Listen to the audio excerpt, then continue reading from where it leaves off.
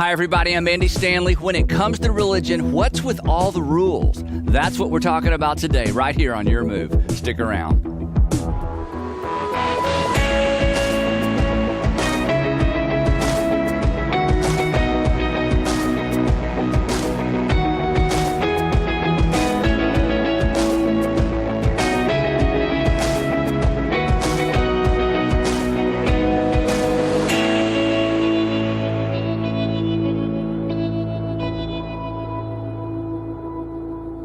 Hey, we're in part 4 of this series that I absolutely love, Starting Point. And the premise of this series, if you haven't been here, is simply that faith has a starting point. We know that everything else has a starting point, but sometimes we don't think about the fact that our faith had a starting point. Today, I want to talk about, within the context of faith and religion, the role of rules. The role of rules. Because in every religion, there are these pesky rules. And in every religion, there is a rule maker. And guess what? It never gets to be us, does it? Maybe we should, wouldn't it be great just to start your own religion? You go, I'm going to start my own religion, and I'm going to make the rules. But in every single religion, we run up against rules. There's like the 5 pillars of Islam. There's the 10 commandments. There's the Sermon on the Mount. And every single, and the Sikhism has a long list of rules or things you're supposed to do. Buddhists have principles. I mean, everybody has kind of this list of things. And again, because we don't get to make the rules, we find ourselves kind of butting up against them. And then there's this whole thing of I grew up in a Christian home and Christian faith and, pastor of a Christian church, so I can kind of poke fun at Christians a little bit. I won't poke fun at the rest. But in Christianity, it's really weird because we have all these different versions. First of all, you have Catholic and Protestant. And then within Protestant, there's like 1 million different applications, right? So I grew up Baptist, and we had our set of rules. The Presbyterians had their set of rules. The Methodist, we didn't think they had enough rules, honestly, as the Baptists, because they just had a little bit too much fun.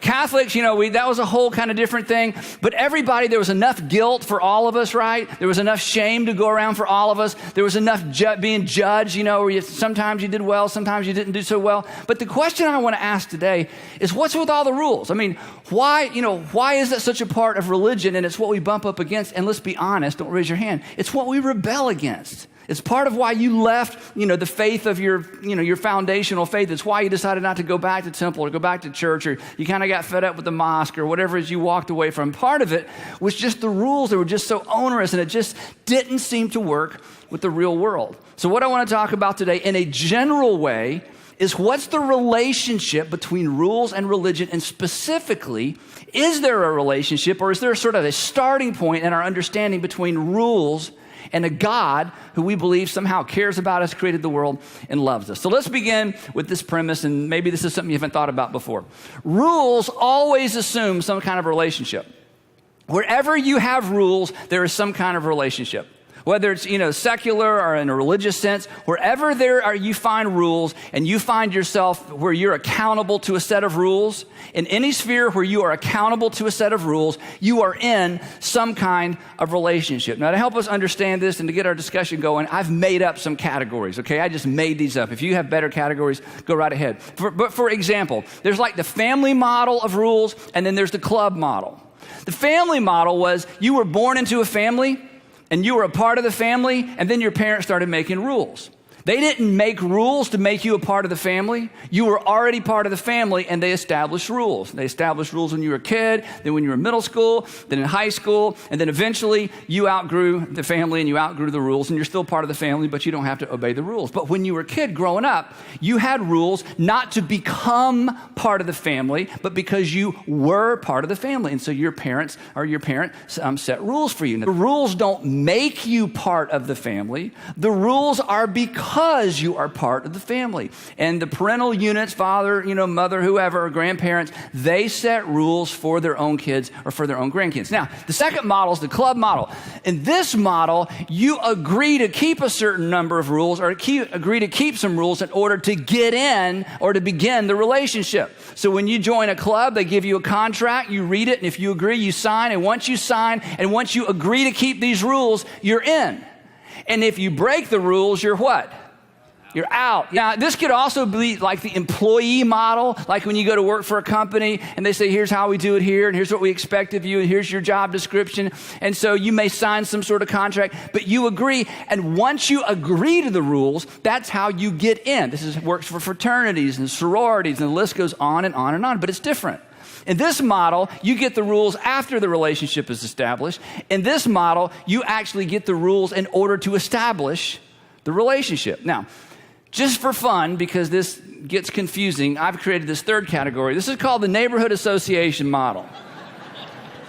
Now, in the neighborhood association model, you don't always know where you stand, okay? You're free to buy the house and get in, and as long as you obey the neighborhood covenants, everybody's fine. But then if you kind of get squirrely or, you didn't pay attention, then you start getting nasty notes in your mailbox. You ever get this? And it's kind of like, if you don't get that above ground pool out of your front yard, we're going to, put a fence around your yard and take that trampoline while you're with you, And so with the neighborhood association model, you kind of in, you're kind of out. If you behave, you're in. They can't actually make you move. They can't throw you out of the neighborhood, but they can treat you in such a way that you wish you lived somewhere else. Now, the interesting thing is when I throw all those categories out, some of you begin to think theologically, and others of you begin to think emotionally. Because all of us, as we kind of sort through this, is there a God? Is there a personal God? How does all this work? There's such an emotional component to this. Because some of you were taught this, but you feel like this. Some of you were taught this, and you've never, ever, ever felt like you were part of a family, even though the people have told you you're part of a family. So which one is it? And how do we know? And regardless if you embrace Christianity or any of the known world religions, at some point along the way, you're going to wrestle at least at the conscience level with how does my behavior line up with God? And what does God expect of me? And when am I in? And when am I out? And how in the heck am I supposed to know?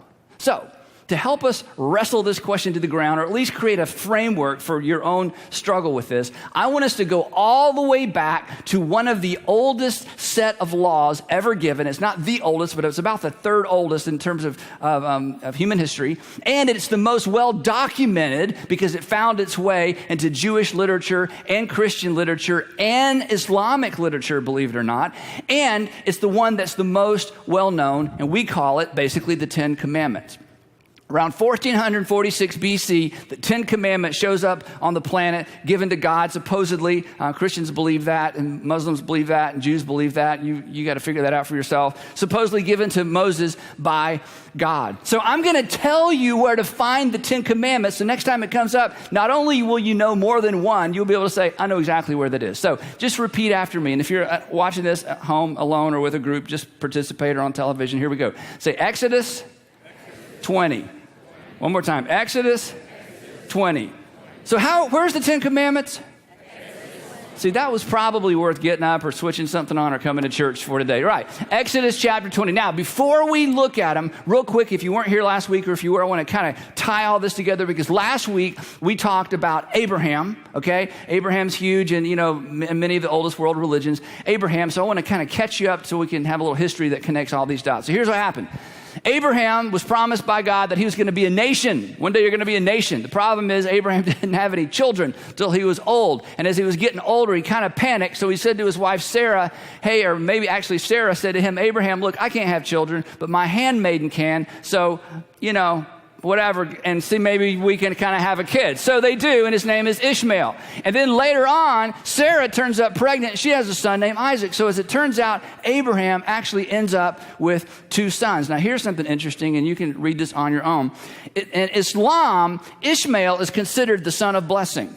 In Judaism and in Christianity, Isaac is considered the son of blessing. So these two world religions go two different directions. But most of what we know in terms of Ishmael being the son of blessing actually was taught about 600 and something years after Jesus by the prophet Muhammad, who came along and kind of brought all this knowledge together and sort of wove this narrative that connected the Arab nations back to Ishmael, back to Abraham. So it's a little bit of little religious history for you there. Isaac had a son named Jacob. Jacob had 12 sons that eventually became the 12 tribes of Israel. A little history for you. One of these sons was named Joseph. His brothers did not like him because he had a coat of many colors, and so they put him in a pit. He ended up in Egypt, and he ended up becoming the prime minister of Egypt. There was a famine in the land. He sent email to all of his sons and all his brothers and all their family. He said, there's plenty of food in Egypt. Come to Egypt. They all go to Egypt. And so all of Abraham's, grandchildren, great-great-great-grandchildren all end up in Egypt. And this family becomes a nation in Egypt, and they're multiplying like rabbits. And the people come to Pharaoh and said, hey, if we don't do something about these Hebrews, there's going to be more Hebrews than Egyptians. So they enslaved them. And so for 400 years, 400 years, this family becomes a nation, but they are a slave nation. Generation after generation after generation, all they know is slavery. And then, out of the blue, one day, a man shows up named Moses. And he goes to Pharaoh, and let's just all say it together. And he says, let my people go. That's right. Let my people go. Let my people go. And Pharaoh says, no, I'm not going to let your people go. And Moses says, well, watch this. And all of a sudden, nature completely freaks out. I mean, it's like locusts and boils and ticks and frogs and water pollution. It just goes on and on and on. And the next thing you know, Egypt's whole economy is wrecked. And then Moses is like, let my people go. You let my people go. So eventually, if you know the story, Moses leads the people out. And about 3 weeks later, they end up at Mount Sinai. And now Moses goes up to get God's law. Because remember, this is important. All they know is slavery. They have a little civil society, but it kind of happens within the context of Egyptian slavery. They don't know their God. They're just slaves. They think like slaves for generations. They've just been slaves, no freedom. So they go to Mount Sinai, and according to the story, Moses goes up on the mountain, and God gives this nation their first set of laws. And part of it is the 10 Commandments. And you can find those in, that's right, Exodus chapter 20. See how smart you are. So, now, what I want to read for you, we're going to read together, is the prelude or the beginning or the introduction to the 10 Commandments. And in these 2 verses, we get a major clue or an insight as to how religion and God and rules and law all fit together. Here's how it begins. And God spoke all these words to Moses, and here's what he says, and to the nation. I am the Lord your God. Really? Yep, I'm the Lord your God. Well, that would make us your people. Yep. Well, how did that happen? When did that happen? I mean, we haven't even done anything. We've been in slavery for 400 years, and you drag us out through all these miracles, and now suddenly you're our God, and we're your people. How did that happen? I mean, we haven't even done anything. Like magically, we're just like your people? I mean, he goes on. Who brought you out of Egypt and out of the land of slavery? That I'm the Lord your God, and this is huge, okay, as we kind of piece all this together. I'm the Lord your God who has done something for you, and you have done nothing for me. I'm the Lord your God who sent a deliverer in your darkest time when you had given up hope. When Abraham is a fairy tale, you tell your children so they won't lose hope. When nobody expected it. I sent a deliverer into Egypt, and I dragged you out of Egypt, and I am the Lord your God who delivered you out of Egypt. I have done something miraculous and spectacular for you, and you haven't done a thing for me. Well, you're right, because we don't even know what to do. We don't even know what the rules are. We don't even know if we've broken the rules or kept the rules. I mean, we don't even have any rules yet. It's as if God said, I know. Before I give you the rules, I just want you to know, you're mine. And I'm yours. And let's establish that before we start talking about the rules. A really interesting thing happened in Egypt. After the plagues, and you can read all about that, in the book of Exodus and all these things, it's just amazing what happens. And finally, the most interesting thing happens. God, through the prophet Moses, speaks to the Jewish people. And he says, God has one thing he wants you to do. This is no 10 Commandments, no law, nothing. There's something God wants you to do. What is that? And Moses, on behalf of God, would say to the nation while they were still in Egypt, he would say, God wants you to trust him. God's message for you is simply this: trust me. And tonight, before you go to bed, I want you to slaughter a lamb or a sheep, which they did all the time. And I want you to have a meal, which they did all the time. But I want you to take the blood of this lamb, and I want you to put it over your door and down the sides of your door. Why would we do that? God says, trust me. But what difference is it? God says, trust. But that's not going to make any difference. God says, trust me.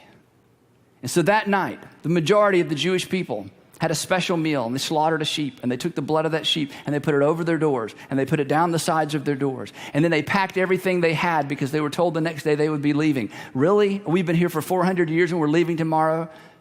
Trust me, God would say. And that night, the angel of death went into all the land of Egypt, and it passed over every household where the blood was over the door. And the next morning, Pharaoh said, go and take everything you own and take anything we own. Just go. And from that moment on, the Jewish people would celebrate the festival of Passover to remember not the 10 Commandments, not the law of God, to remember this night when God whispered to the nation, I just want you to trust me. And in trusting me, you will find your deliverance from slavery in Egypt. And 3 weeks later, they're gathered at the foot of Mount Sinai. And God says, okay, now I'm going to give you some law, but let's make sure we don't forget the most important thing. I am the Lord your God. You are my people. I'm the one who delivered you from slavery. Now there's some things I want you to do as we learn to live together and as I help you live together. And then he gave them their first commandment. Now this is amazing. So here's the first commandment, and it's not a thou shalt not. The very first commandment in the 10 Commandments is this. First commandment, you shall have no other gods before me. To which collectively the whole nation went, duh. Really? That's it? Okay, let me get this straight. You deliver us from slavery. Our children have a future. Our grandchildren have a future. We're going to have our own land. We have our own God. We have our own leader. And all you want us to do is make sure we have no other gods before you. You can put a check in that box. Of course we wouldn't have any other God before you. Who can compete with the God who wrecked the economy of Egypt, embarrassed Pharaoh, and delivered us from slavery? You are our God. What do you have after that? Now here's the point of all that. Here's something to think about. The 10 Commandments were a confirmation, not a condition of their relationship with God. The 10 Commandments were confirmation. It wasn't a condition. It's like, okay, I'm going to give you 10 things, and if you do these things, you can be my people. If you mess up 5 out of the 10, then, we'll see. But if you get to 8, okay, I'm going to get me some more people. This is so important. The 10 Commandments, the oldest law, this is 1,500 years before Jesus. This is 2,100 years before the Prophet Muhammad. As far back as we can go and connect law to God. And it didn't have to be this way. It could have been completely conditional. But in the very beginning, as far back as we can go, God made it clear to the nation of Israel, you are my people even though you haven't done a thing to deserve it. And now that we've established the relationship, I want to teach you how to live together and how to live under my authority. So let's begin with the basic. Just don't have any other gods than me. And what else do I need to do to demonstrate the fact that you can trust me? Now, here's something interesting. If you've ever tried to read the Old Testament, it's interesting because Genesis is kind of fun.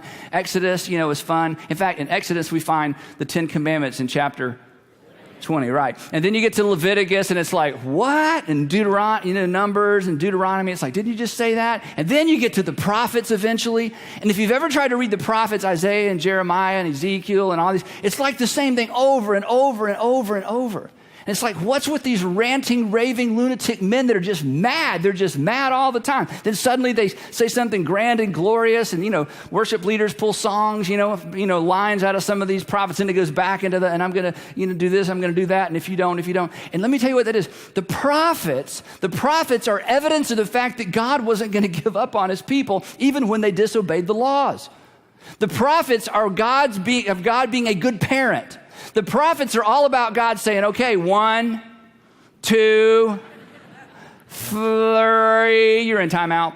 1, and God would count to 3 over and over and put nation in timeout. Count to 1 to 3 and then put the nation of Israel in timeout. One time he said, okay, I'm gonna put you in timeout for 70 years. You sit in the corner over there in Babylon for 70 years. And then when that whole generation's died out, I'm gonna bring you back. But I'm not giving up on you. Not because of what you've done, but because you are my people and I chose you to be my people before I ever gave you the first thou or thou shalt not. And the history of Israel is a history of God saying, it's not the club model.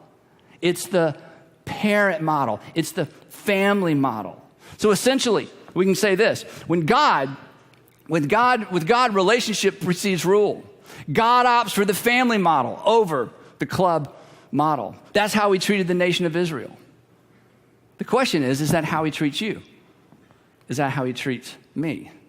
And what we're going to see, and if you take the Christian faith seriously, and again, scrape away and put away all the things maybe you thought about in childhood and start all over, you'll eventually come to this conclusion. The bottom line is, in terms of the role of rules, that the rules are confirmation, not a condition of a relationship with God.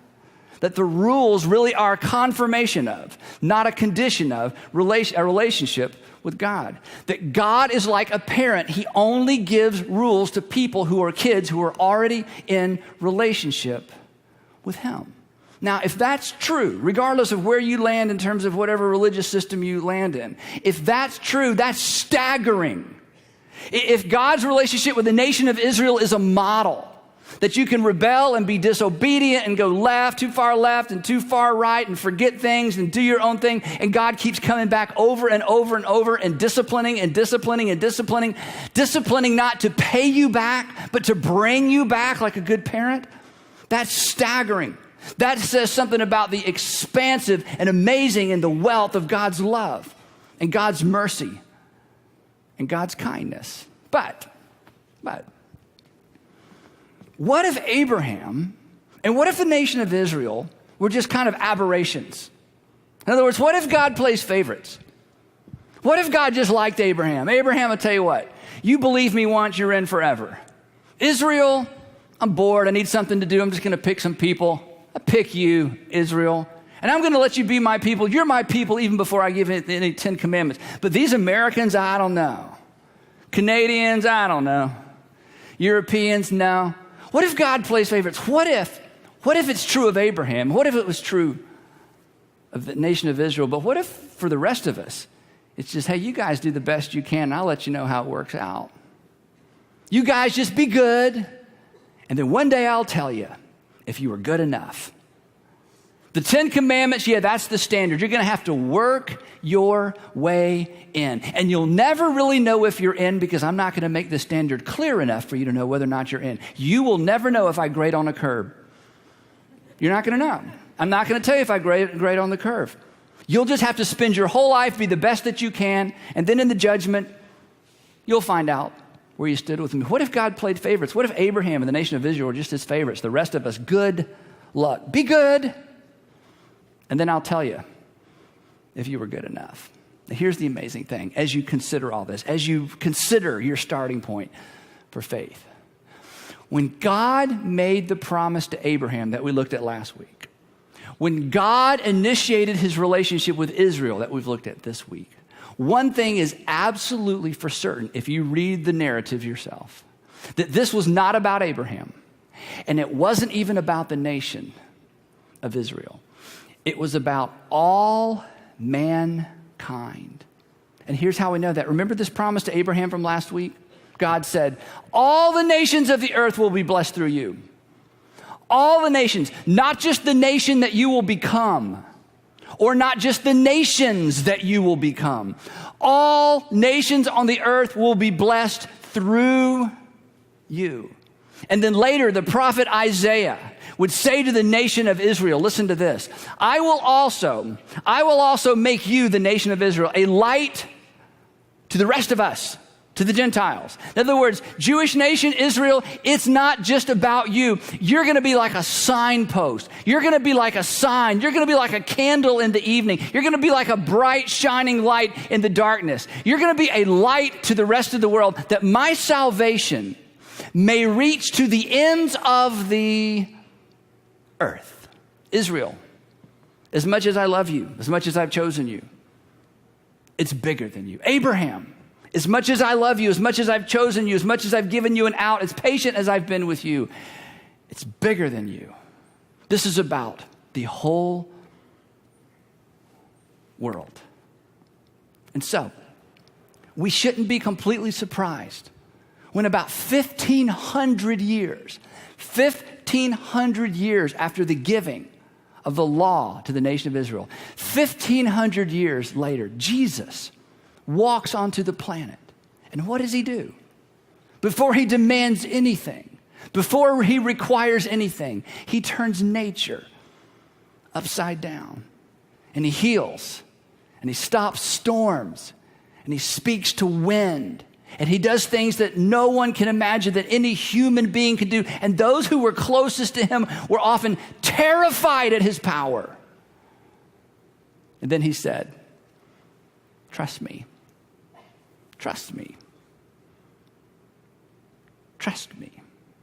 Because the promise that God fulfilled to Abraham and the promise that God fulfilled through Israel is a promise for all men and women. And as it began through faith with Abraham, as it continued through faith with the nation of Israel, should we be surprised that such a message for the world would be extended through the prophet, the Lord Jesus Christ? And so John, who knew Jesus best, John, who again, when Jesus was dying, he said, John, you take care of my mom. That's John. Here's what John said, looking back on his time with Jesus. He said this. He said, yet to all who did receive him, to those who behaved, believed. Now what? Now ready? Then we're done. To those who believed in his name, he gave the right to become club members, neighborhood association members, children of God.